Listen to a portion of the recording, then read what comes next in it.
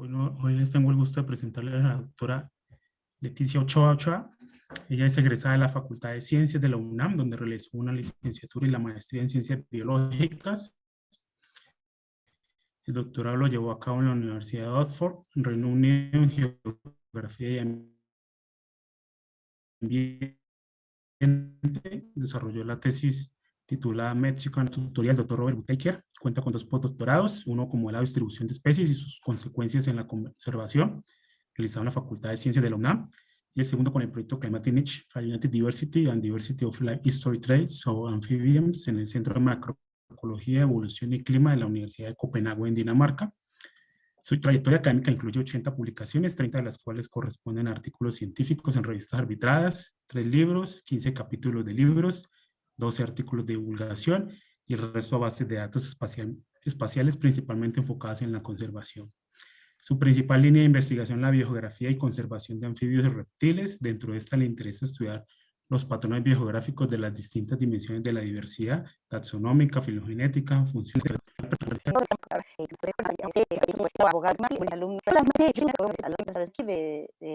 acerca de lo que de la interacción, pero me voy a enfocar a qué se sabe del cambio climático y anfibios y cómo es que se sabe. Y voy a extenderme mucho en qué se intuye. ¿Qué se intuye? Entonces voy a incluir serotolerancia, interacciones, enfermedades, cosas de adecuabilidad y al final quiero concluir con el título de la plática, que era obstáculos en el camino. Bueno, como estas cosas son, para mí me parecen un poco extremas, porque nunca sé si me están entendiendo o si me estoy explicando bien, me voy a arrancar y espero que si algo no queda claro, me hagan las preguntas. Ah, que la mañana que saca. Entonces, actualmente en el mundo se han descrito aproximadamente, y digo aproximadamente porque seguro hoy ya salió, esto lo chequé hace 2 días, y se habían descrito 8.326 especies de anfibios. Este es un mapa bastante reciente, este es el mapa de diversidad de anfibios del mundo, y bueno, si se fijan, la mayor diversidad está en las zonas tropicales, principalmente en la cuenca del Amazonas y en la África subsahariana.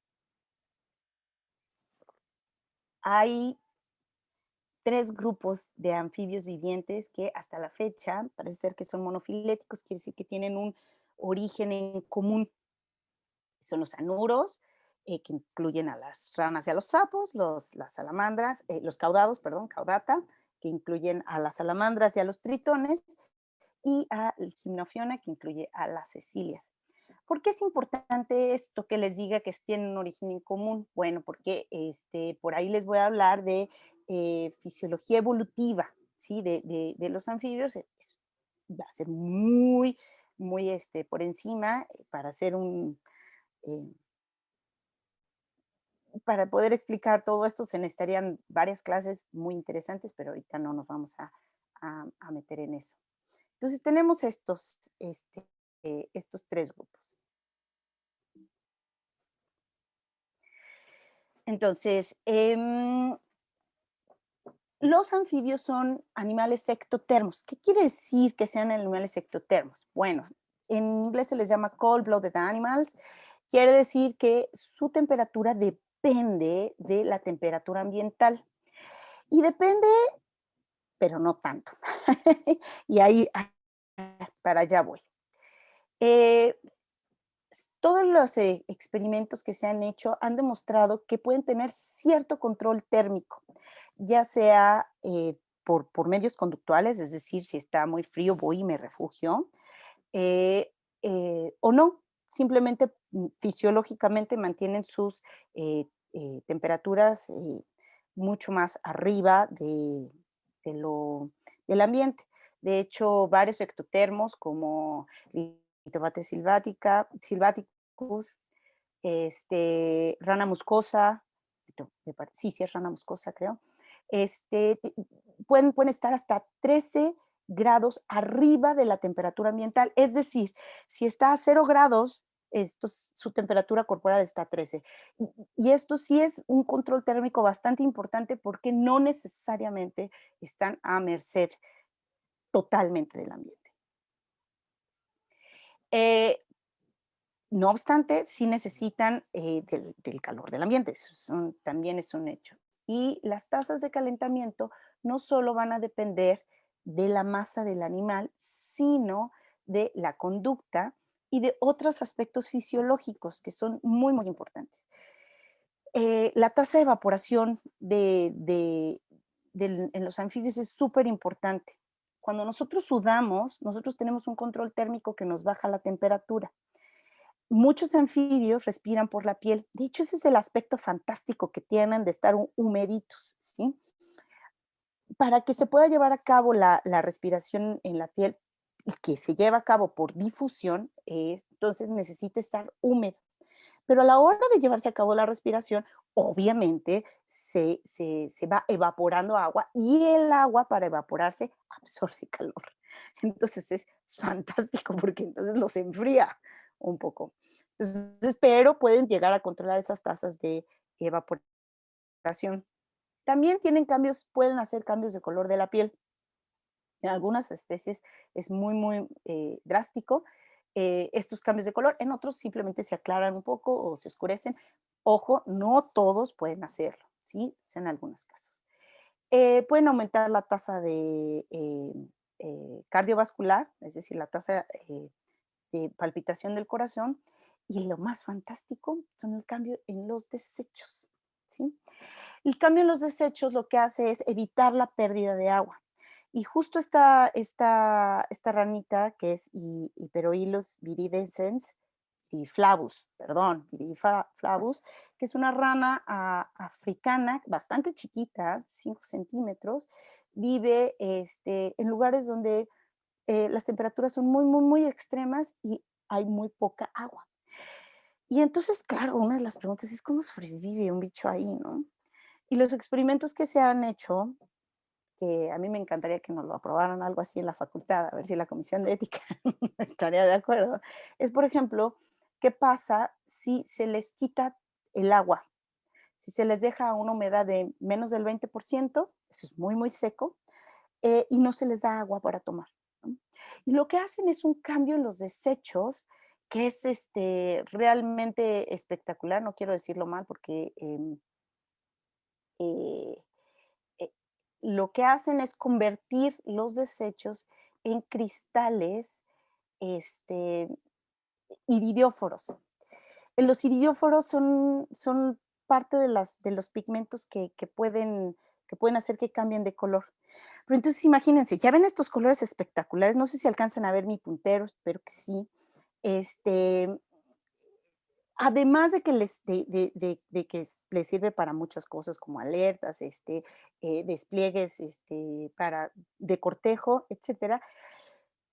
El hecho de, almacenar o de cambiar la tasa de desechos hace que produzcan, o bueno, lo han de alguna manera, evolutivamente, han logrado cambiar estos desechos a estos cristales que les dan color, ¿sí? Y bueno, parece ser que así lo logran. No cambian completamente a tener una fisiología estilo reptil, que son oricotélicos y que entonces ya son cristales, eh, pero, pero sí casi, y en algunos anfibios sí llega a suceder este cambio. No en esta, pero en algunos sí. Esto era lo de la respiración cutánea y bueno, claro, estos ambientes, estas adaptaciones espectaculares que tienen para los ambientes extremos o áridos. Por supuesto,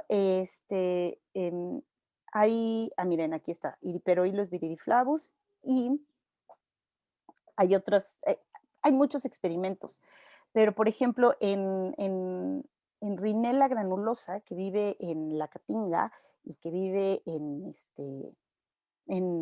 el bosque atlántico, estos dos son ambientes muy, muy, muy distintos. Parece ser que no les importa la desecación o parece no importarles la desecación. Como saben, estos por patrones de actividad, ¿no? Los patrones de actividad de este sapito parece ser que no se ven afectados por esto. Y es espectacular porque se han hecho también varios experimentos y lo que pasa es que morfológicamente cambian. Los sapitos de la caatinga son mucho más panzones porque tienen más agua, acumulan más agua. Entonces no se tienen que estresar tanto del agua o de depender del agua externa. Y en cambio, los sapitos del bosque atlántico son igual, pero flaquillos, porque no necesitan andar cargando con tanta agua. En,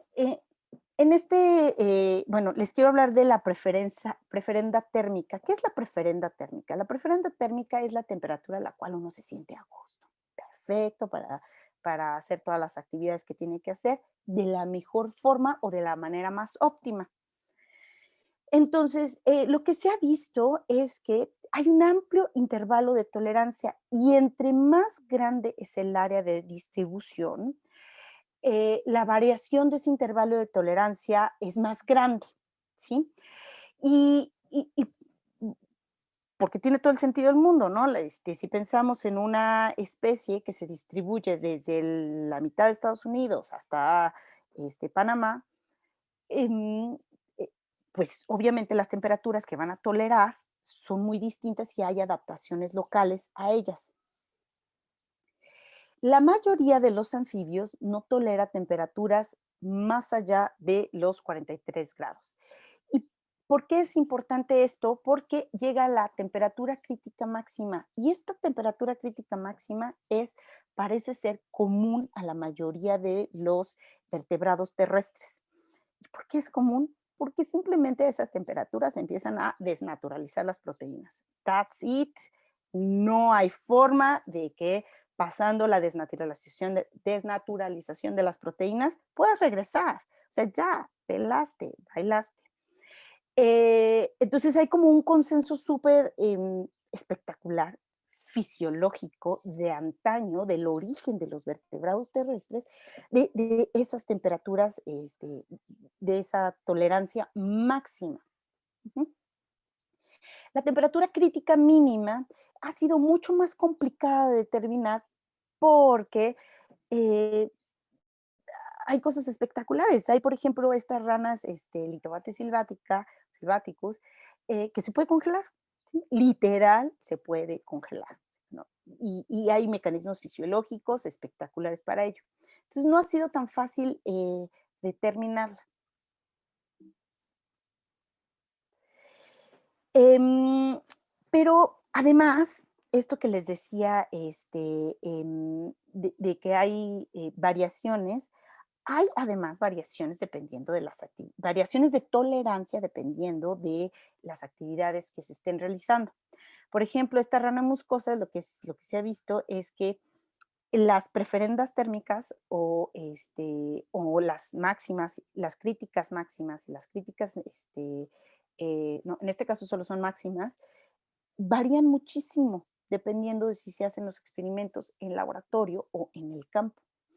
¿Por qué? Pues porque en el campo se pueden mover, pueden estar en el agua y lo que ha sido súper espectacular es que no hay un estricto, una estricta respuesta para regular las temperaturas o para tolerar las temperaturas, ¿no? Hay ranas que se quedan donde están, simplemente bajan la actividad, hay ranas que se meten al agua, hay ranas que tratan de esconderse, o sea, como que varía y esto es me que a mí me parece fantástico porque es algo que no, ni siquiera creo que se considera en muchos casos como este rollo de las personalidades de las ranas y ojalá después podamos tener eh, una discusión.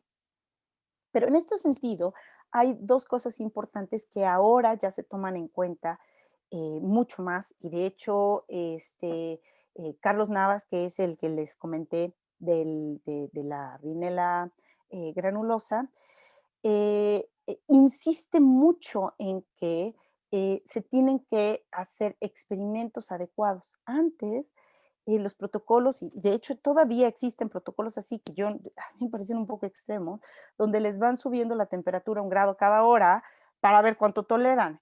Y entonces uno les da chance de poder ajustarse, ¿no? al cambio de temperatura.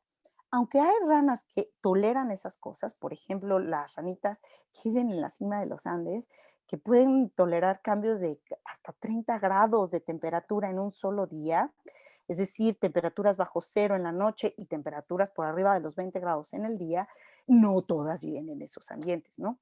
Y a esta facilidad o esta capacidad de tolerar sí, de tolerar el estrés de temperatura diario se le llama aclimación térmica.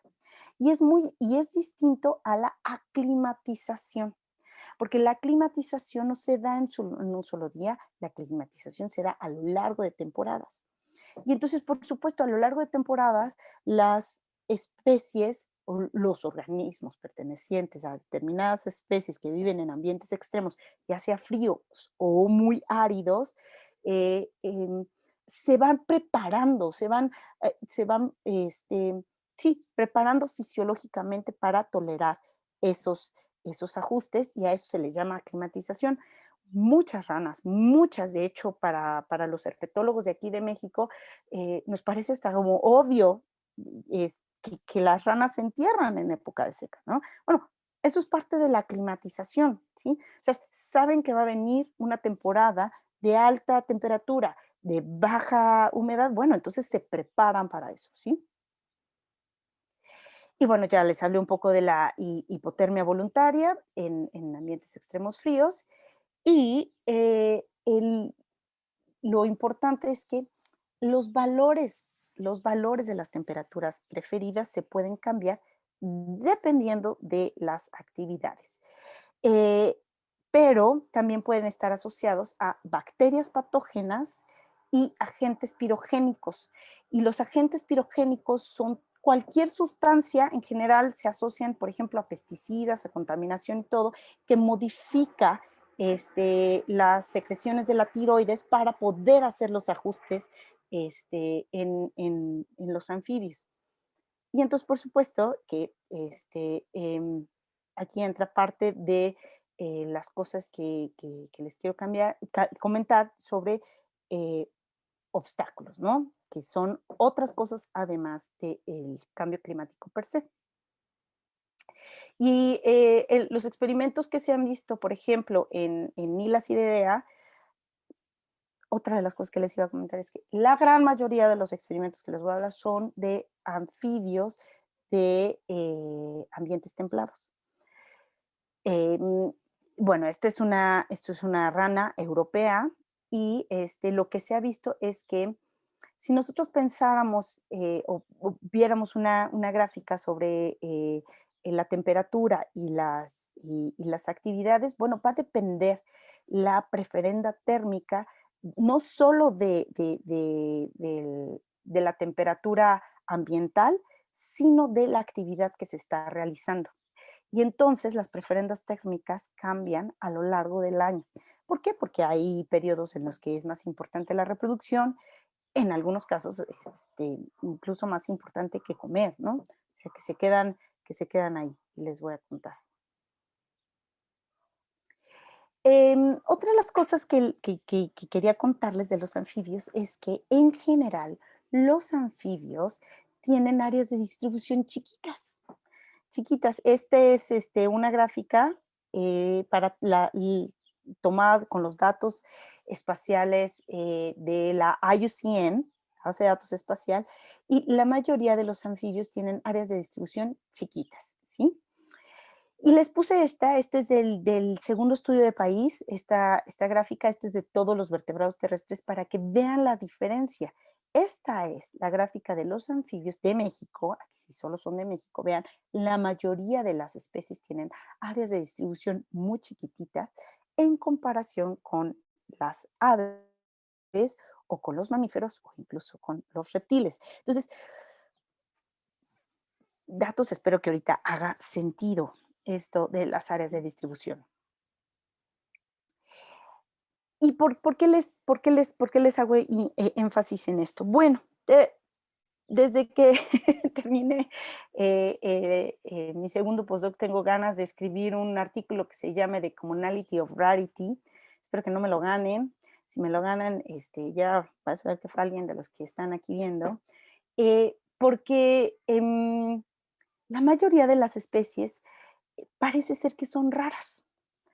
¿Y a qué me refiero con raras? Hay dos tipos de rarezas. Las rarezas en abundancia, es decir, cuántos organismos conforman una población, y las rarezas espaciales. Y en este sentido, parece ser que la mayoría de las especies caen dentro de las rarezas espaciales. Es decir, la mayoría de las especies en general tienen áreas de distribución pequeñas. A mí me gusta mucho esta gráfica. Esta gráfica es para mamíferos. Está en el libro de biogeografía, me parece que es la cuarta edición. Y lo que nos dice esta gráfica es que la gran mayoría de las especies no son grandes y no tienen áreas de distribución grandes en mamíferos. No se ha hecho esto para anfibios, pero bueno, va dentro del mismo artículo esto que les quiero decir. Yo sospecho que son muy parecidos. Ya tenemos los datos, no para todo el mundo, pero sí para América, entonces esperemos que pronto salga eso. Otra de las cosas que les quería contar es que México es megadiverso porque es betadiverso. ¿Y a qué me refiero con esto? Bueno, a lo anterior. ¿Se acuerdan que les dije que las áreas de distribución son pequeñitas? Bueno, si nosotros comparamos a lugares, por ejemplo, fíjense el número de especies que hay en la cuenca del Amazonas. Hay muchísimas, puede haber hasta 150 especies en un kilómetro estimado, ¿eh? No quiere decir que sea así, ¿cierto? Probablemente sí las hay. Y en México jamás no se llegan a esos números por sitio, por área muestreada. Lo que pasa es que si nos movemos de área a área, lo que va a pasar es que vamos a encontrar distintas especies. Y entonces lo que pasa en México es que las especies están agrupadas, ¿sí? En comunidades pequeñas que tienen áreas de distribución pequeñas. Eh, y entonces, ¿por qué les insisto tanto en esto? Ah, claro, antes de pasar ya a lo de cambio climático, este artículo es de Nori y colaboradores, y lo que hace énfasis este artículo, o bueno, lo que yo quiero hacer énfasis de este artículo, es que la gran mayoría de las especies con áreas de distribución pequeñas no se encuentran en áreas protegidas. Ujú. Y espero poderlo retomar más adelante esto. Y entonces, ahora sí, yo no les quiero hablar de cambio climático per se, pero les voy a hablar de cambios globales y qué pasó o por qué creo y por qué me parece fantástico. Esto lo planteé mal, disculpen, porque me parece sumamente interesante esta historia relacionada con el cambio climático. Resulta que por ahí de la década de los 80, a finales de la década de los 80, estas dos especies, Incilius pereglenes y Atelopus varius, fueron las primeras que dijeron sí, este, son las primeras víctimas del cambio climático. Y de hecho así les pusieron. Eh, yo no sé qué tan viejos sean los que la audiencia que me esté viendo, pero seguramente para los viejos que sí me están viendo, como yo, se acordarán que hasta salieron en las noticias, en las noticias que todo el mundo ve, o sea, en los periódicos. Entonces decían que ya el cambio climático había cobrado sus primeras víctimas, y que eran el sapo dorado, que es Incilius peregrenes o golden toad, y Atelopus varius. Ya habían sido las primeras víctimas del cambio climático. Y eh, una de las cosas que yo siempre me he cuestionado y me he puesto a pensar qué hubiera hecho yo en esa situación, yo creo que probablemente lo mismo, ¿no? Eh, ¿Por qué? Porque era urgente, fíjense que eso pasó hace 30 años, ¿eh? Era urgente que las grandes corporaciones, los gobiernos, tuvieran como un hecho tangible de lo que podía ocasionar el cambio climático. Y era esto, esta extinción era eso. Desafortunadamente o afortunadamente, bueno, después se vio o se asoció la, la, la desaparición del sapito dorado, del Golden Toad, con enfermedades, claro, en conjunto con el cambio climático, pero Atelopus varius parece ser que sí andaba por ahí y nunca se extinguió. Y esto ocasionó dos cosas. Uno, bueno, que el sapo dorado se volviera la especie insignia o la especie bandera. En inglés le llaman the poster child of climate change. em, que gracias, yo sí estoy segura que gracias a esto, bueno, a lo que sucedió además con todo esto de las enfermedades emergentes, se hizo muchísima investigación en lo que se refiere a anfibios y reptiles, pero particularmente anfibios. Parece era el grupo olvidado, eran bueno, Linneo les llama loathsome, o sea, como, como, como como loathsome creatures, como criaturas que no son agradables. A mí me parecen fascinantes, pero parece ser que las tenían olvidadas. Y a mí siempre me gusta contar esta anécdota de que cuando yo estaba estudiando, finalizando mi tesis de licenciatura, había descritas poco menos de 4.500 especies y bueno, no han pasado 20 años y ya se duplicó casi el número de especies y seguro se va a duplicar porque la tasa de descripción sigue en aumento. Entonces, yo sí creo que esto causó no solo la descripción de especies, sino ir al campo a buscar esas especies. Porque, pues por supuesto que hay detractores del cambio climático y entonces, pues, claro, tenían que ir a ver y tenían que ir a ver qué estaba pasando. Y por supuesto que eh, empezaron a aparecer el redescubrimiento de Atelopus varius, este, claro, muchos artículos sobre qué pasa con las poblaciones de Atelopus varius y otros aspectos relacionados em, con Atelopus varius. Se volvió una especie famosa y pues entonces interesa, ¿no? Ahora sí, ¿qué se sabe del cambio climático con los anfibios y cómo es que se sabe? Bueno, hay un hecho súper, o sea, innegable en todo este asunto. Hay un aumento, bueno, ¿qué pasa con el cambio climático? Hay un aumento de la temperatura, ¿sí? Es un aumento global. Lo que no sabemos y lo que me parece que nos falta entender todavía yo no sé si los climatólogos ya lo saben, a lo mejor yo ya me quedé un poco atrás, me encantaría saber si lo saben, es que no es lo mismo la temperatura ambiental tomada en la estación que está en una parte descubierta para que, claro, lleguen todos los datos, a la temperatura que puede haber en distintos tipos de ambientes. Y por eso les puse esto, o sea, dependiendo de la estructuración de la vegetación donde vivan los organismos, la temperatura que esté ambiental no va a ser nunca la misma que esté en las copas de los árboles o en la base, en el suelo.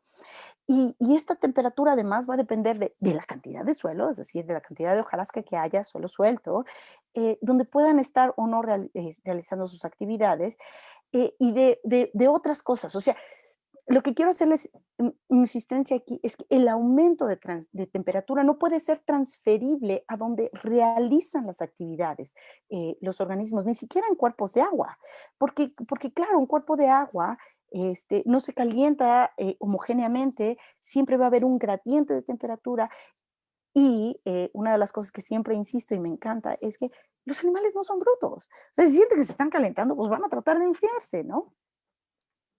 El problema es cuando no pueden. Y espero que ya, allá vamos. Creo que ya llevo mucho tiempo. Me voy a apurar.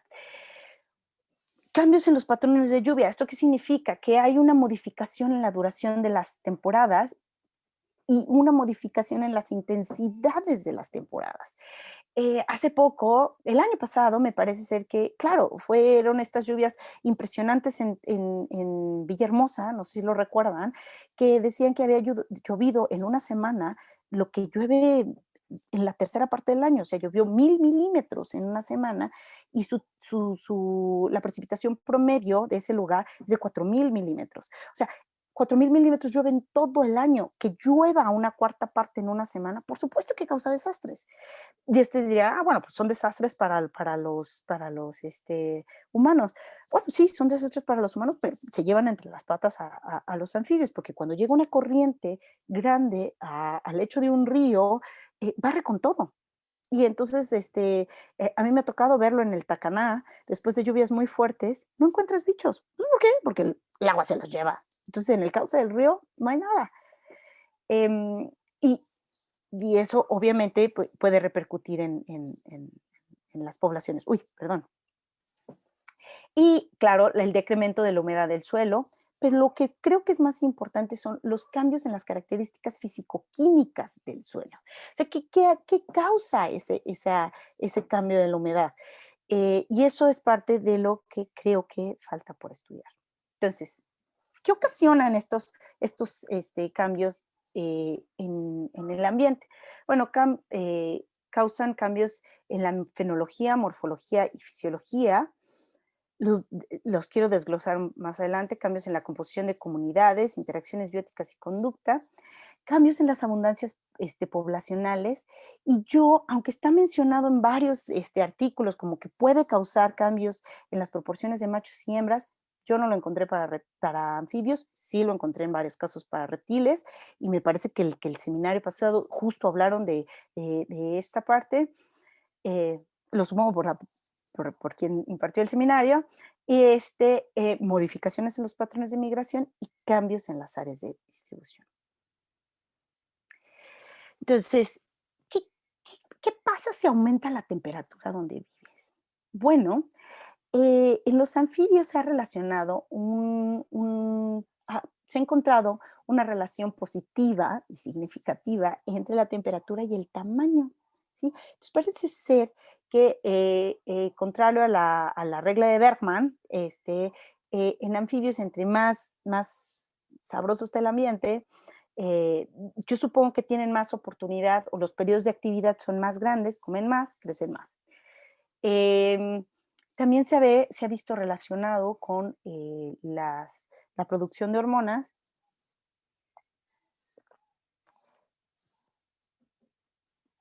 y altera todo. Si hay un aumento de temperatura, cambia todo, todo. Es espectacular y es lo que da origen a los patrones fenológicos. Yo no sé si ustedes han escuchado hablar de esta expresión de como burro en primavera.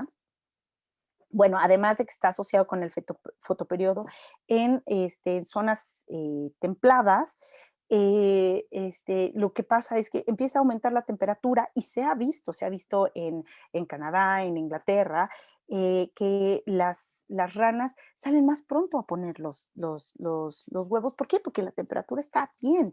Ya empezaron los cambios hormonales, empezó la producción de hormonas diciendo, llegó la primavera, llegó el momento de reproducirse. Hay que hacerlo, ¿no? Porque, pues, ¿para qué otra cosa estamos acá?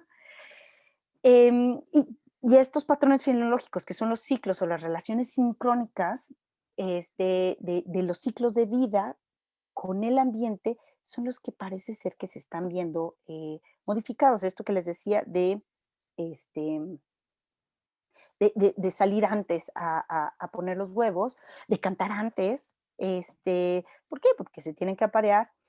Y es muy claro en ambientes, en algunas especies de ambientes templados. En ambientes tropicales parece que la temperatura no es tan relevante, o no se ha encontrado. Y justo en la tesis de una estudiante mía de licenciatura vimos que parece que no les afecta eso para empezar a cantar. La temperatura ni siquiera es significativa, ni siquiera entra entre los mejores modelos, pero la precipitación sí. Si la precipitación es muy importante, si cambian los patrones de lluvias, bueno, puede ser que cambien estas cosas.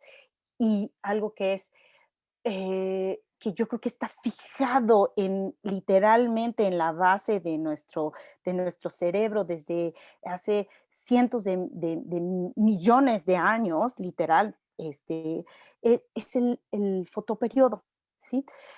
¿Por qué? Porque indica el cambio de estación, el fotoperiodo indica el cambio de estación, indica que se está acercando o alejando del verano, y entonces eso hace que haya un efecto en cascada en la producción de hormonas, en la producción de huevos, etcétera, y en los cantos, en el caso de los anfibios.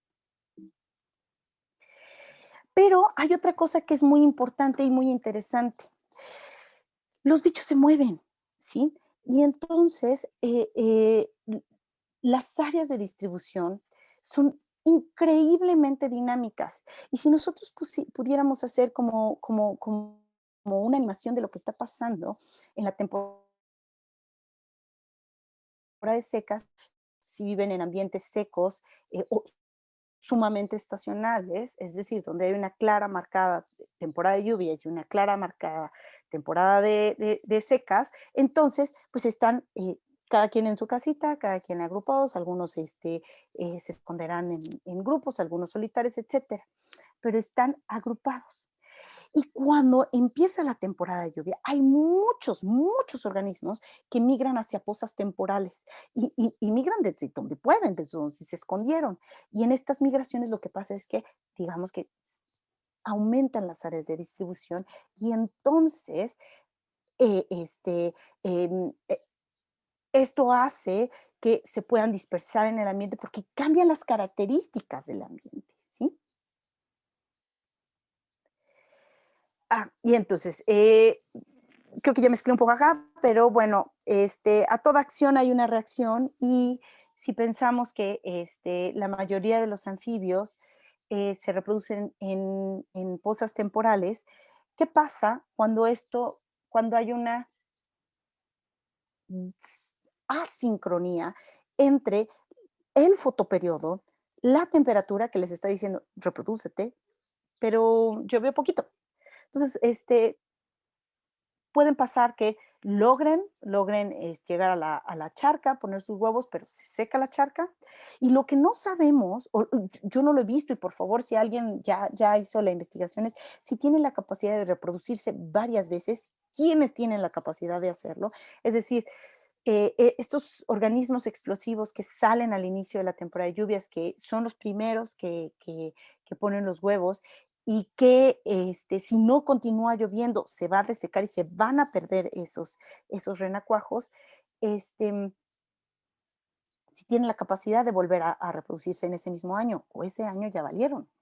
O si en realidad lo que está pasando es que están aumentando las tasas, la rapidez en la que se llega a la metamorfosis. Se han hecho experimentos y sí se ha visto que los renacuajos pueden medir como los peces qué cantidad de agua tienen y cómo está cambiando esto, y eso acelera los cambios en la metamorfosis, y sí se ha visto que en algunos casos se acelera bastante. Si a esto le agregamos a que además cuerpos de agua em, pozas temporales que se están desecando, pues tienen la probabilidad de ser mucho más calientitas que las que no se están secando. Entonces, pues un aumento de temperatura y más esta presión de que em, puedan, de que se está desecando la charca, puede hacer que, que se, que se que lleguen a la metamorfosis más rápido, pero no se sabe. O sea, no se han estudiado, al menos yo no he visto ningún trabajo en México que justo vea esto y vea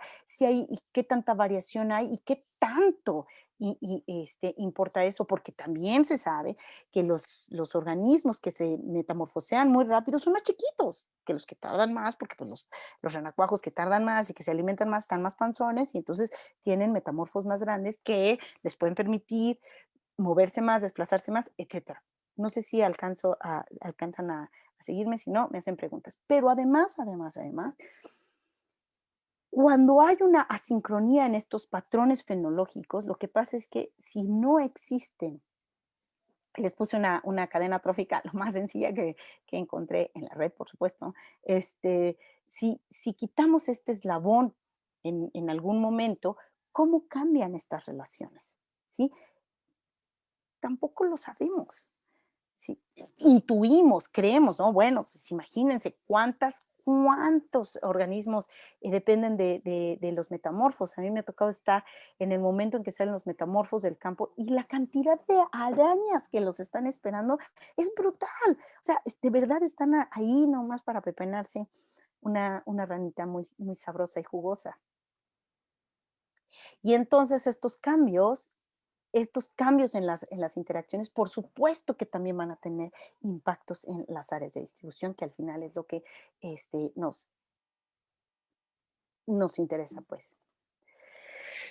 Otra de las cosas es que se ha visto que las especies cuyas poblaciones están declinando tienen rasgos comunes, que son o son especialistas o tienen un alto grado de especialización en el uso de los recursos. Por ejemplo, esta ranita que es espectacular, es Anoteca espinosa, que para reproducirse necesita huequitos de árboles preferentemente, yo sí las he visto reproducirse en huequitos de roca, pero no he visto que ninguno de esos huequitos de roca sobrevivan. ¿Por qué? Porque la hembra se queda hasta que los renacuajos llegan a la metamorfosis y los alimenta. Y se queda ahí, ¿sí? Entonces, si es un hueco de una roca que está más a la pasada, pues seguro va a llegar un depredador y se la va a echar. Y probablemente esa camada no va a llegar a la metamorfosis. Entonces, por ejemplo, esta ranita, si le quitan los árboles, no hay forma, ¿sí? Tienen los que disminuyen, las especies cuyas poblaciones están disminuyendo, tienen tamaños reducidos de población de entrada, tienen tiempos generacionales grandes, es decir, no se reproducen, puede ser que no se reproduzcan cada año, puede ser que tarden en llegar a la madurez, hay especies de anfibios que tardan hasta 14 años en llegar a la madurez, no es la generalización, pero sí sucede, y hay una abundancia fluctuante. Esta abundancia fluctuante no es solo propia de las especies que están declinando, yo tengo la sospecha que es en todos los anfibios, porque, porque si no hay recursos no se reproduce, si hay recursos se reproducen muchísimo, es decir, que la mayoría de los huevos que ponen pueden llegar a ser adultos, y entonces hay en lugar de que sea constante los tamaños poblacionales, hay aumentos y hay decrementos, pero el tren a la larga, o sea, sí, el estatus poblacional a lo largo de muchos años en general es estable. Ojo, de las que se han estudiado. No, no, no, no. Tienen baja tasa de reproducción, por ejemplo, esta ranita pone poquitos huevos porque, claro, los tiene que alimentar y tienen ciclos de vida complejos, ¿no?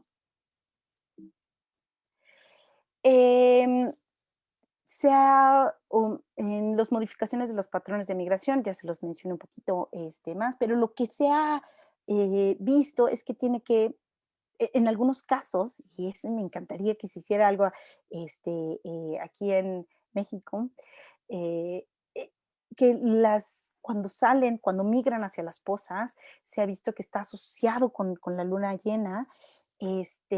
Yo, por ejemplo, creería que no, ¿no? O sea, los bichos van a tratar de buscar la oscuridad, porque en la luna llena los depredadores los van a ver más fácilmente.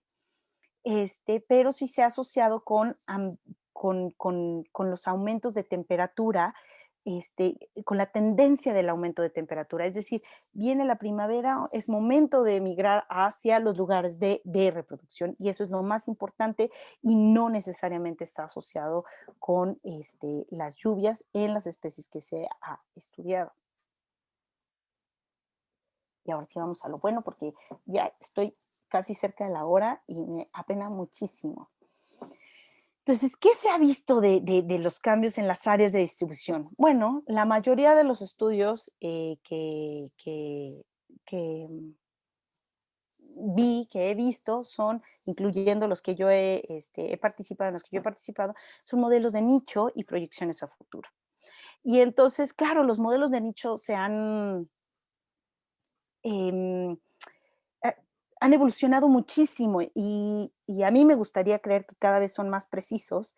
No, no lo sé, no hay forma de saberlo, pero de que toman cada vez datos más complejos, sí, de que hay cada vez algoritmos más interesantes, sí, de que hay cada vez más formas de acoplar esos algoritmos, seguro, ¿no?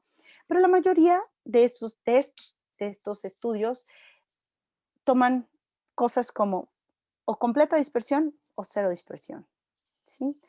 Y, y esto es como un poco extremo, ¿no? Porque ni todos los anfibios no se mueven. O sea, seguro, seguro hay algunos anfibios que mantienen ámbitos hogareños súper pequeñitos.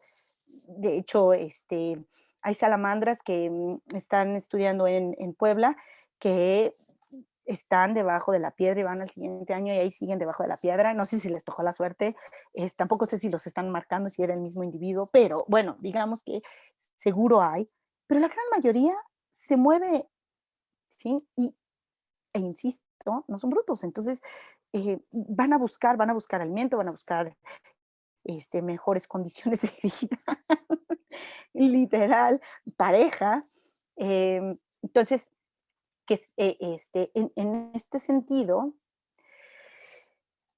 desde que, bueno, este es uno de los, acaba de salir, es de Julián Velasco, quien me presentó, está súper interesante y justo también es cero dispersión o no dispersión y total dispersión. Y hay un par más, no muchos más, de,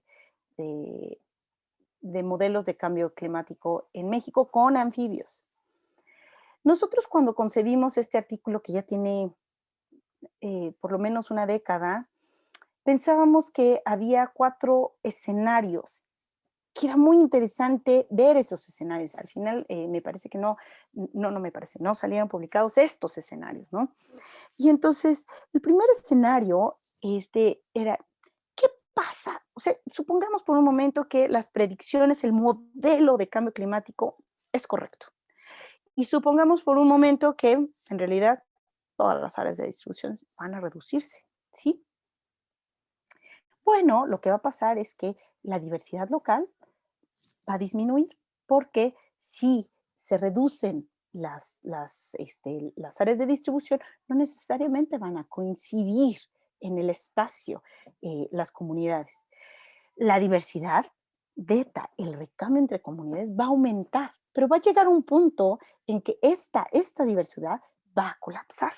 Y de hecho, en aquel momento nos parecía fantástico este rollo, ahora me parece un poco terrible, igual muy interesante, pero terrible, este rollo del colapso de beta, ¿sí? Porque, porque si se llega a este punto, em, con los otros cambios globales que les voy a mencionar, la posibilidad de recuperación es muy baja, ¿sí? Las áreas de distribución, por supuesto, disminuyen y gamma se mantiene estable hasta que hay este colapso. ¿Por qué? Porque hay una mínima área que se necesita para que las especies puedan seguir existiendo. Y en este escenario, pues México dejaba de ser beta y megadiverso. Hay otro escenario de homogeneización. ¿Qué pasa? Bueno, pues supongamos por un momento que en realidad no van a los anfibios les encanta la temperatura, los patrones de lluvia no les van a afectar tanto, etcétera, todos aumentan del área de distribución y lo que vamos a tener son áreas de distribución muy grandes, ¿no? Porque va a llegar otro cuaternario calientito, increíble, que después de este pleistoceno le hacía falta al mundo, etcétera, y entonces los anfibios van a aumentar. En este escenario, la diversidad alfa, la local, va a aumentar. ¿Por qué? Porque llegarían muchas más especies a colonizar, la diversidad beta bajaría, las áreas de distribución aumentarían y la gama quedaría igual, ¿sí? Que simplemente se aumentará de área de distribución y en este escenario, yo sé, es un poco fantasioso, pero bueno, es un escenario. Acuérdense que los modelos son para eso. En este escenario de cambio, Eh, lo que lo que lo que se propone es que la diversidad alfa va a disminuir, la diversidad gamma también disminuye, y esto es porque en algunos sitios van a desaparecer especies, en otros van a llegar migrando, y entonces lo que va a haber es un reacomodo de comunidades, pero con algunas pérdidas de especies, y México sigue siendo betadiverso, pero no megadiverso. En el escenario conservador no pasaba nada, en realidad algunas especies aumentan de distribución, otras especies disminuyen su área de distribución, pero los promedios quedan iguales y México sigue genial. El último escenario que lo he estado pensando y que justo me parecía perfecto este seminario para introducirlo, es que en realidad lo que va a pasar o lo que yo sospecho que va a pasar es que va a haber una homogeneización precarizada. Y la verdad es que esto de precarizado me encantó porque ahora todo está precarizado. Este, También va a pasar con la diversidad y surgió a raíz de que Miriam, la esposa del doctor Oscar Flores, alguna vez me mandó un artículo que decía que disminuye, o sea, que lo que va a pasar con estos cambios globales, lo que va a pasar es que va a disminuir la diversidad local, pero las abundancias van a aumentar. Es decir, en términos de biomasa, vamos a seguir iguales, donde se pueda, claro, es muy importante esto. Pero esa biomasa va, en lugar de estar repartida en 20 especies, va a estar repartida en 3. Y esas 3 van a ser las especies plásticas, las especies que toleran, las especies que, aunque esté asqueroso el río, ahí están. Y vamos a tener a distribución muy grandes, pero muy pocas especies. Y entonces lo que va a pasar es que el área de distribución va a aumentar en promedio, porque desaparecen, pero entonces el promedio aumenta de las que estén. La diversidad beta va a bajar, la diversidad alfa va a bajar, y por supuesto que la diversidad gamma va a bajar. Y en este caso, pues México deja de ser beta y mega diverso. Ya no me voy a clavar tantísimo en esto para avanzar. Ya hablamos un poco de la cero tolerancia. Me parece que es un poco extremo pensar que si son 8,000, más de 8,000 especies y solo se han estudiado unos de 100, a lo mejor estoy siendo generosa, se asuma para el resto de las 8,200 cómo van a responder. Pero lo que sí está, lo que sí es un hecho es que hay cosas como estas enfermedades emergentes que, eh, que parece que lo que está afectando más es el estrés en el que están las poblaciones. Entonces, si hay un estrés, ya sea por contaminantes, por aumento de temperatura, por estrés hídrico y todo eso, eso afecta el performance del sistema inmunológico. Y entonces, por supuesto, pueden atacar. Pero además, otra cosa que se ha visto y que lo están estudiando espectacularmente en Iztacal es el efecto de dilución. Entonces, ¿qué es el efecto de dilución? Cuando hay una gran cantidad de especies conviviendo en un mismo sitio, en realidad la probabilidad de que se esparza una enfermedad baja. Es como los policultivos. Cuando llega una enfermedad a un monocultivo, ¡guau!, acaba con todo el monocultivo, pero si tienes un policultivo y en realidad lo tienes alternado, la probabilidad de que se disperse esa enfermedad es baja. Y eso, aunado con el cambio climático, es interacciones, no me voy a clavar más, pero el hecho de que cambien los patrones fenológicos en, eh, en los ciclos de vida y que no se estén y no cambien de manera sincrónica en toda la comunidad que convive, pues obviamente va a causar un cambio en la estructura trófica, ¿sí? Y aunque la estructura trófica también cambia en la temporada, a lo mejor hay cierta resiliencia, a lo mejor no, pero no lo sabemos. Y una vez de la posibilidad de dejar descendencia fértil, este, es que parece ser que no solo es el cambio climático, sino son muchos, muchos factores que están afectando y a eso era lo que... además, espérenme, además hay otras dos cosas espectaculares. que apenas se están estudiando, pero los resultados son muy interesantes. Cada vez hay más luminosidad en el mundo. Es decir, ya no tenemos estos ciclos diarios donde había oscuridad y luminosidad, oscuridad refiriéndonos a la noche y todo. Y esto no se sabe cómo puede afectar los patrones conductuales de las especies, ¿sí? Eh, Habría que verlo. No, yo no he visto ningún trabajo que se ha hecho con anfibios. Tampoco he visto, por ejemplo, si se ha visto que cantan más con la luna llena o no. Nosotros queríamos hacerlo, al final ya no lo hicimos, tenemos los datos. Espero un estudiante, por favor, a ver, chicos que me están viendo, o chicas que me están viendo, chicas, no es cierto, quien sea, falta estudiar esto. Y la otra son estos rollos que también está pasando en el mundo, es que cada vez hay más ruido. Y para algunas especies el ruido puede ser o no importante, para anfibios es fundamental porque se comunican y porque la manera, el cortejo, sobre todo en anuros, pero en algunas salamandras también, el cortejo depende de las vocalizaciones, ¿no? Entonces, sí se ha visto que son, les digo que no son, que son bastante agusadillas las ranillas, y en lugares, por ejemplo, donde hay poblaciones cerquita de aeropuertos, simplemente no cantan cuando va a aterrizar o cuando va a despejar un avión. No cantan. O sea, es como, ¿para qué me esfuerzo? ¿Para qué gasto energía si nadie me va a oír ahorita? Y entonces ya lo tienen como, va a despegar el avión, no canto. ¿Viene un avión? Tampoco canto. Y así ahorran energía. Yo, yo no sé si han visto si cambian los patrones o las tasas poblacionales. Yo supongo que no, pero no se sabe.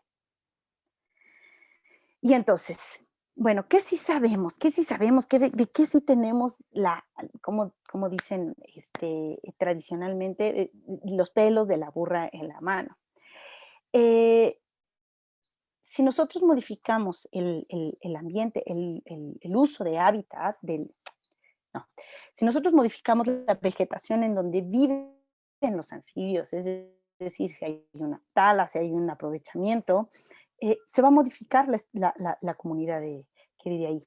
Y donde se ha visto que hay más, que es evidente, por ejemplo, que desaparecen las especies, es cuando hay agricultura o ganadería, hay pocas especies que pueden tolerar esos cambios, pero definitivamente si se pone una ciudad, no hay más. Yo tuve la fortuna de crecer en un lugar que apenas se estaba urbanizando y cuando tenía como 9, 10 años, era espectacular la temporada de lluvias porque no se podía caminar en la calle de tantas ranitas que estaban saliendo. O sea, tenías que ir con cuidado porque si no las aplastabas. Bueno, porque había lugar donde se podían reproducir, había estos terrenos baldíos enormes que en temporada de lluvia se llenaban. Afortunadamente tuve unos papás que me permitían meterme en los charcos y poder ir a agarrar anacuajos y todo eso. Este, Pero ahora ya no hay lugar. Entonces, no es un rollo de que no toleran el cambio en la temperatura y los patrones de lluvias, es que simplemente el espacio donde estaban no está más. Entonces, no hay un lugar donde se forme el charco y donde todavía se forman los charcos, todavía se escuchan, pero ya esas abundancias ya no están. Eh, que si se sabe que hay pesticidas y herbicidas como el glifosfato, y miren, justo lo escogí porque por todo este rollo, no sé si escuchan las noticias, pero este rollo terrible que está haciendo Monsanto, es terrible. O sea, no puede ser que apele para que se siga usando el glifosfato cuando se ha visto, por ejemplo, que puede causar mortalidades hasta del 80% en juveniles a los que solo se les dio un baño de eso. Así, pum, se les metió, se les sacó, 80% muertos. Pero hay casos extremos, hay especies que ni siquiera pasan las 24 horas después de haber sido expuestos a glifosfato o pesticidas que están basados en el glifosfato. Y otra cosa que sí sabemos es que cada vez las áreas de conservación son menos, ¿sí? Entonces, sí, ¡ay, esto, otra cosa que además me pareció muy interesante! Me mandaron este link de la sequía en México y esto sí lo sabemos. Miren, les voy a pasar rapidísimo. Lo puse al 30 de abril porque no me daba para el 15 de mayo, que apenas va a salir el reporte, pero es año con año. Este es el 30 de abril 2014, 2015, 2016, 2017, 2018, el 19, 20 y este es 21. Entonces, sí, sí, sí suponemos que los anfibios son inteligentes, que tienen ciertas tolerancias que a lo mejor no hemos estudiado, que además tienen capacidad de dispersión. Les hablé de capacidad de dispersión, em, porque sentí que ya me estoy comiendo mucho el tiempo en la torre, y que además tienen una capacidad de adaptación. Por ejemplo, se ha visto que poblaciones que están cerca de lugares que tienen pesticidas, no glifosfato, otros pesticidas, ahorita no me acuerdo el nombre, pueden, no se ha visto que lo acumulen. Se han generado mecanismos fisiológicos que hacen que nunca entre a su cuerpo. Ujú. Entonces, supongamos que tienen esa capacidad. ¿Qué va a pasar? ¿Qué va a pasar si esta rana inteligente y todo eso vive en un lugar como esto? Donde hay poca permeabilidad del paisaje, es decir, que no le facilita la dispersión y quiere ir de este lugar, es una ranita pequeña, en general las ranitas son pequeñas, hay pocos casos de que son grandes, este, a este otro parche, ¿sí? Por X o Y razones, ya sea porque ahí está la poza, porque ah, ah, necesitan moverse, etcétera. Y digamos que en este sentido puede lograrlo, a lo mejor en temporada de lluvias puede lograrlo. Pero ¿qué pasa si es una cosa así? Donde quiere ir de aquí a acá para poder sobrevivir. Entonces, no, estos son los verdaderos obstáculos en el camino, los que hace falta que estudiemos. ¿Qué tanto implica una barrera, una carretera, una ciudad? A mí me parece que es total, que no lo logran, simplemente no pasan, van a quedar poblaciones aisladas. Y y a lo mejor evolutivamente eso va a ser espectacular en el sentido de que cada una de esas poblaciones va a tomar caminos distintos, ¿no? Y entonces vamos a tener diversificación en el futuro increíble, pero a lo mejor los tamaños poblacionales no son suficientes, ¿no? Pero no lo sabemos. ¿Por qué? Porque nos hace falta estudiar y más, y justo pensar en estas cosas que son más tangibles que el cambio climático. Y no porque no exista, y no porque no sea terrible, y no porque no sea algo a lo que tenemos que ponerle atención, pero al menos todo lo que nos han dicho de cambio climático, y ojalá alguien me corrija, por favor, es que este, eh, eh, las acciones que se requieren son increíblemente grandes, pero facilitar un camino, esta conexión entre fragmentos puede ser no tan grande. O sea, puede ser que esto sea más asequible a nivel paisaje que frenar el cambio climático, ¿no? Este, ya voy a dar, última cosa. Eh, Me da mucha pena porque no supe de dónde tomé esto, pero espero poner, o sea, esto no es mío, esto lo tomé de un artículo y me pareció fantástico. Y dice que el tamaño del área de distribución individual está determinado por el equilibrio entre los requisitos energéticos, la capacidad de movimiento y la especialización trófica. Esto es a nivel individuo, es decir, o a lo mejor a nivel poblacional, ¿no? O sea, ¿qué tanto? ¿Sí? Pero el tamaño del área de distribución geográfica de las especies en realidad está relacionado con la capacidad de persistir ante diversas condiciones ambientales, incluyendo el cambio climático, o cosas como sucedían, que también son cambios climáticos en el Pleistoceno, o como está sucediendo ahorita con los cambios globales. Listo, ya, gracias. Creo que me pasé demasiado y no dije todo lo que quería decir. No, esto ya no. Esto lo traía por si hay Preguntas, no sé si dejar de compartir. Sí dejo de compartir, ¿verdad? ¿Cómo hago esto de dejar de compartir? Mm, no, no. Stop sharing. Ahí está. Listo. Muchas gracias, doctora Leticia. El doctor Julián tuvo un problema con el internet, entonces le voy a apoyar con la parte de preguntas. Entonces, aquí en la plataforma de Zoom, no sé si alguien tenga alguna pregunta, puede levantar la mano y puede expresarla sin ningún problema, o la puede colocar en el chat.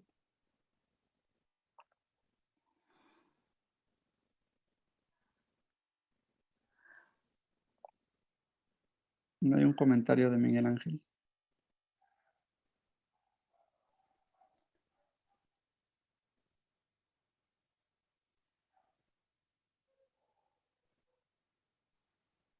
Ay, estoy tratando de leer, pero sí, no sé si.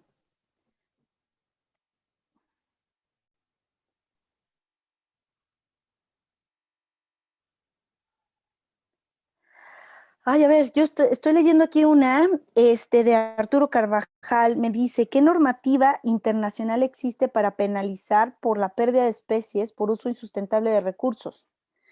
El caso de Costa Rica por el uso del glifosfato en los cultivos de piña.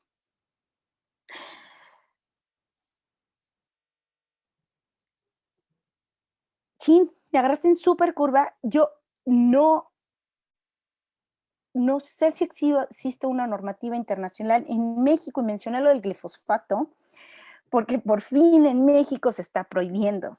Y lo que hizo Monsanto fue hacer una apelación internacional. Y ahorita se está viendo en los tribunales a ver si la gana Monsanto, lo cual es terrible. O sea, en este sentido, y por supuesto que el comentario va con jiribilla, porque ya no es un rollo de que los gobiernos no quieran, ¿no? O sea, es un rollo de que las empresas están dispuestas a cargarse al mundo con tal de seguir vendiendo. Y eso es a mí lo que a mí no me hace clic, ¿sí me va a entender? No sé si existe una normativa internacional, yo creo que debería de existir, no sé si se podría apelar a los derechos humanos, porque claro, eso, o sea, hombre, afecta a las ranitas, pero también a los humanos. Este, em, Sí, dice, por ejemplo, aquí Miguel Ángel nos está contestando que cada país tiene su legislación ambiental. Sí, cada país tiene su legislación ambiental. El problema es cuando te enfrentas justo a esto, ¿no?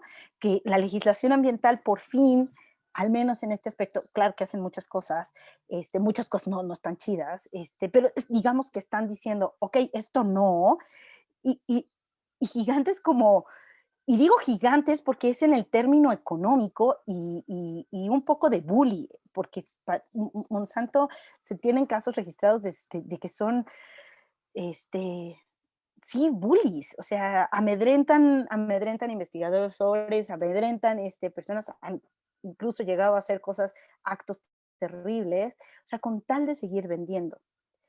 Y Consuelo dice que sí está en el que será el convenio de la diversidad biológica, no lo sé, honestamente no lo sé.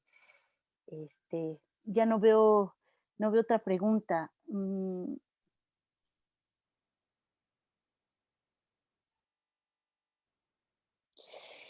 Entonces, me preguntan si se ha trabajado con modelos a través de redes de interacciones bióticas. Entonces, hay, hay trabajos espectaculares de ecología, pero no se les da seguimiento.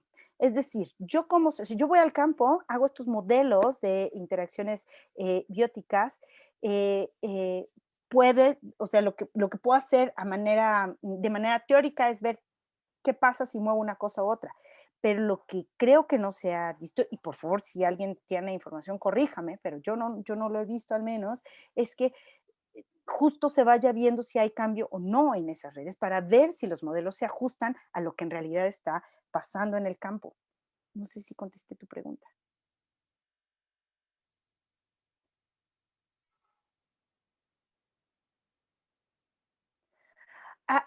Entonces, los reptiles como los anfibios tienen una temperatura, ¿se acuerdan que les dije que la temperatura crítica máxima son 43 grados? 43 grados, no, quizás varía un poco más. Digamos que hay un rango de 43, 45, pero está en estos intervalos, es porque empiezan a descomponerse las proteínas. Esto no es específico de anfibios, en realidad es específico de todos em, eh, em, vertebrados terrestres. De hecho, yo no sé si alguna vez a ustedes les han dicho 40 grados, no, se les tiene que bajar la temperatura. Claro, porque 40 grados ya empieza a haber problemas serios. Y de hecho, yo no sé si alguna vez a ustedes les han contado casos las abuelitas de que tuvo una fiebre muy fuerte y se volvió loco, ¿sí? Porque simplemente hubo una desnaturalización de proteínas que le desconchinfló el cerebro, ¿no? Entonces, las críticas máximas están como muy claras en todos los vertebrados terrestres. Lo que pasa es que hacemos cosas para no estar así, ¿no? Sudamos, nos refugiamos, insisto, los bichos no son brutos, tratan de refrescarse, ¿no? Sí. Doctora, hay una pregunta No en sé si hay Facebook. otras preguntas. Voy a apagar mi cámara tantito porque creo que se me corta el internet. Ok, sí. Adriana Comte pregunta, ¿crees que sea posible, dada la heterogeneidad ambiental, social, económica, cultural, etcétera, llevar a cabo una estrategia nacional para la conservación de anfibios o consideras mucho más efectivas las acciones locales?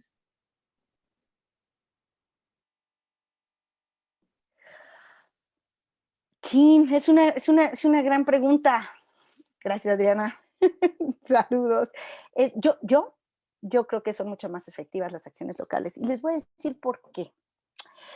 Si estas cosas que vienen de arriba, muchas veces tardan mucho en permear. Pero además, la clave de toda la conservación es que no vamos a conservar lo que no conocemos y lo que no nos emociona conservar. ¿Sí? Entonces, las actividades locales, es decir, que involucran a las comunidades, es que ellos se emocionen por sus bichos, ¿sí? Incluyendo, por ejemplo, en las ciudades. A mí tengo por ahí un gusanito sobre hacer campañas sobre la fauna urbana, ¿no? Porque también hay anfibios, muy pocos casos, ¿no? Pero sí hay fauna urbana. La gente de aquí de México o sea, sí quiere hacer cosas por los ajolotes, y de hecho se han empezado a hacer campañas. ¿Por qué? Porque los conoce, porque están aquí, es algo que se sienten parte de ellos. Esa es mi postura. Yo creo que las actividades a nivel local son más efectivas. Ahora, lo ideal, y claro que eso sería fantástico, es que hubiera en realidad los recursos para promover las actividades locales, ¿no? Entonces, recursos a nivel nacional que promuevan actividades locales. Y entonces sí, porque van a ser distintas en cada caso. No puede haber las mismas acciones en todos los sitios. De entrada, porque efectivamente somos muy heterogéneos en todo, y eso es fantástico. Eso nos hace increíblemente diversos. Pero entonces lo que le funciona al Valle Central de Oaxaca no le va a funcionar al Huatusco, ¿sí? No sé si Bien. contesté, y si no, bueno, Adriana, luego me reclamas. Ya iba unas preguntas también en el chat. No sé si las quiera leer usted, doctora. Eh, Gabriela Valencia, muchas gracias a ti. ¿En qué medida? A ver, dice, en análisis de cambios de la distribución geográfica de los anfibios en función de escenarios climáticos, ¿en qué medida se debe de considerar la vegetación como, claro, la localización vertical de los árboles? Yo creo que mucho, ¿eh? Y no he visto nada. Me parece que hace algunos años vi algo del uso del herpetofano, quizás en los tuxtlas, de los estratos. Ya no sé si me contaron el proyecto o yo lo vi, digo, publicado, pero yo creo que sí se debe de tomar en cuenta. Y más que solo la altura del uso de los anfibios, yo creo que una de las cosas que importa mucho es la estratificación. no va a ser lo mismo y los efectos no van a ser los mismos en un bosque de pino que es alto, pero que casi no tiene estratificación, a una selva mediana, ¿no? O a un bosque de coníferas pero mezclados o un bosque de pino encino. Entonces sí, sí, habría que meter esa parte pero además yo insistiría, animaría a todos a ver qué tantas diferencias, llévense un data logger al campo para ver las diferencias que les está marcando estas coberturas climáticas que hay. Claro que son muy buenas y muy interesantes, pero ¿cuál es la diferencia de eso que les está marcando a nivel de píxel, de kilómetro cuadrado, que es mucho, a su localidad? ¿Sí? Porque claro, en ese sentido de las diferencias de lo que estemos encontrando, entonces sí importa, o creo que importa. Habría que ver, ¿no? Habría que demostrarme si estoy en lo correcto o no, o con esos modelos basta. Em, claro, les pongo mi correo electrónico. Mi correo electrónico lo pueden encontrar en la página de la facultad. Yo soy Leticia Ochoa. No sé si me presentaron ya. Leticia Ochoa, y mi correo electrónico es muy fácil porque es leticiaochoa@ciencias.unam.mx. Y escríbanme, yo contesto, y si no contesto, escríbanme. De nuevo, no, si no contesto es porque se me fue. Hay otra pregunta. Em, en su perspectiva, ¿qué tipos de estudios fisiológicos nos podrían ayudar a conocer las preferencias y tolerancias de los anfibios frente a los distintos hábitats? Híjoles. De entrada, tendríamos que repetir los estudios que se hicieron en los 80 con especies templadas aquí. Estudios de preferendas térmicas, críticas máximas, variación de preferendas térmicas y críticas máximas con distintas poblaciones, no solo en laboratorio, sino en el campo. Este, Se tienen que hacer estudios fisiológicos con anfibios aquí en México. Hay muchas cosas que hacer respecto a temperatura, temperatura, enfermedades, no solo el quitridio existe, hay otras enfermedades que nadie ha pelado, ¿no? La enfermedad de patas rojas parece ser que es terrible y en algunos casos ha causado, pues, mortalidades, los ranavirus, pero esto asociado con las bacterias que viven en la piel, con las bacterias, con los parásitos que tienen o los ectoparásitos que tienen. Entonces, en realidad, todo, pero si quieren enfocarse a cambio climático, son cosas, yo les recomendaría con tolerancia a la desecación y de temperatura. Carlos Alberto Ruiz dice que el escenario para la biodiversidad de México es un tanto catastrófico. No solo para México. ¿Eh? Cambio climático, cambios de suelo, incendios forestales, pesticidas. Híjoles, ¿qué soluciones propones para revertir de alguna forma esta gran problemática?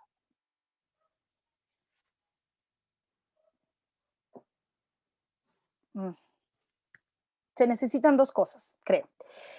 Eh, es absolutamente necesario la acción del gobierno frente a qué. O sea, no podemos seguir viviendo en este mundo de consumismo porque siempre hay personas o ambientes afectados. Ya no quiere decir que pagan el precio porque quiero salirme de esta parte económica y me molesta en supremacía ponerle un valor a la naturaleza, ¿no? Porque creo que es invaluable. Pero, pero sí se tiene que haber un cambio en estas cosas de consumo y tiene que haber ahí la intervención del gobierno. No hay forma de que nosotros lo podamos hacer. Claro, se pueden hacer cosas individuales y ahorita voy a ver las cosas individuales, pero y sobre todo en cosas en las que sí tiene injerencia. Es como, por favor, no necesitamos empaques tan voluminosos. ¿Por qué para vendernos un USB viene en una caja con plástico, con esto? Todo es basura. Eso sí se puede regular. Eh, em, bueno, tantas cosas de empaque. La paquetería, así es una cosa nefasta. Yo creo que ahí se podrían hacer muchas cosas, volver a vender cosas a granel, no tienes que tirar los empaques de plástico, el plástico dura mucho. O sea, podrías rellenar tu botella de jabón, todo, o sea, etcétera. Muchas, muchas de esas cosas que sí tienen que venir del gobierno, porque si una empresa lo hace, las otras le comen el mandado porque no lo hace, o como lo que pasó en la Ciudad de México, que yo no podía creerlo, por fin habían prohibido las bolsas de plástico y se ampararon los supers para seguir dando bolsas de plástico. Y ahora salieron con sus bolsas de tela que igual se rompen. Entonces, ahora no solo es basura, sino es basura más complicada de degradarse y de procesarse. Bueno, la segunda cosa, entonces sí tiene que haber una acción del gobierno, no hay forma. O sea, las acciones ciudadanas, que yo creo que sí se pueden hacer y que son muy beneficiosas, son muy importantes, pero sobre todo porque nos van a dar un sentido de comunidad que va a ser muy necesario, sobre todo en términos de cambio climático. Porque una de las cosas que no les mencioné y que a mí me parece que es importante caer en cuenta nosotros es que la vida no se va a extinguir con el cambio climático. La vida, como tal, la vida va a seguir. Y muchas especies se van a extinguir, pero muchas van a seguir. ¿Sí? Y en millones de años la vida va a seguir. Quienes nos la vamos a pasar muy mal con el cambio climático, vamos a ser nosotros. Nosotros somos los que vamos a sufrir las sequías, porque claro, si se pierden las cosechas, nosotros vamos a ser los que dependemos de eso, ¿sí? El agua, ¿qué pasa? Cuixmala está bajísimo, no llega agua a la Ciudad de México. Ahora parece ser que es común quedarte sin agua 15 días, ¿no? Pero hay mucha gente que la sigue desperdiciando, ¿no? Entonces, en ese sentido, quienes vamos a realmente toparnos con pared y de manera terrible, vamos a ser nosotros, y por eso estas acciones que creo que nos van a ayudar a formar comunidad.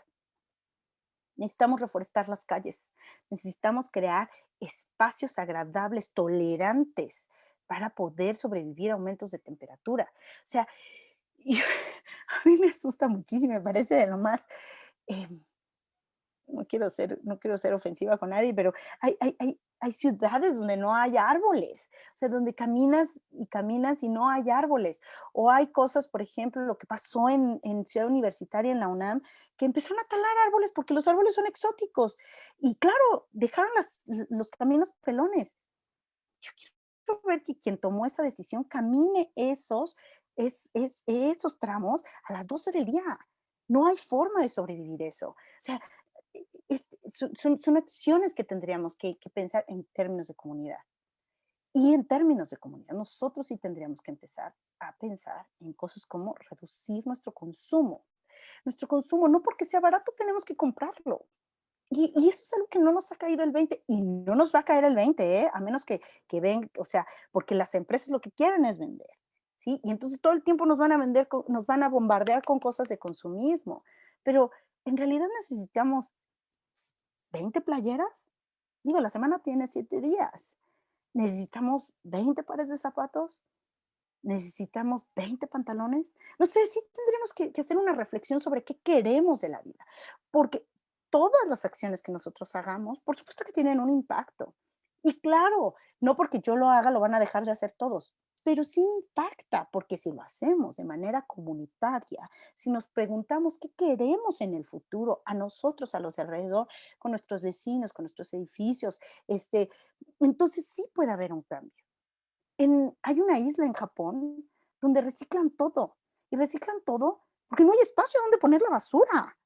Entonces, pues, obviamente decidieron de que tenían que reciclar todo, todo. No tienen solo 3 categorías de plásticos, latas y cartón. No, no, no, tienen como 47, ¿sí?